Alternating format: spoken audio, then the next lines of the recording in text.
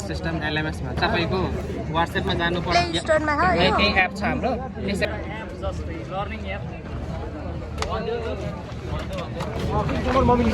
के हो भन ल एक्सप्लेनेसन देऊ यो भनेको तपाईको एउटा हामीले सफ्टवेयर बनाएका छौं यसलाई लर्निङ म्यानेजमेन्ट सिस्टम LMS मा छ अब यो सफ्टवेयरमा के हुन्छ भन्दाखेरि जस्तै हामीले कोरोनाको टाइममा तपाईको जुमबाट क्लास लिँदाखेरि गाह्रो हुन्थ्यो नि जस्तै कि लाइभ क्लास लिनलाई जुममा जानु पर्थ्यो लिंक पाउनलाई तपाईको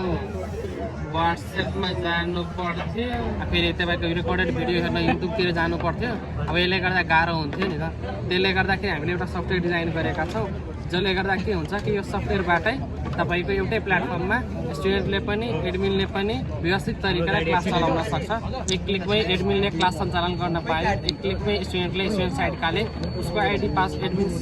साइडको आइडी पासवर्ड छुटै हुन्छ स्टुडेन्टको लागि पनि आइडी पासवर्ड छुटै हुन्छ र स्टुडेन्टले आफ्नो आइडी पासवर्डबाट एक क्लिकमै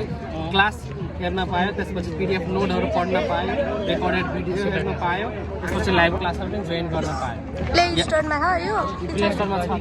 यहाँबाट पाउँछ तिमीले अपलोड गरेको एकेडमी LMS नाम छ अब यो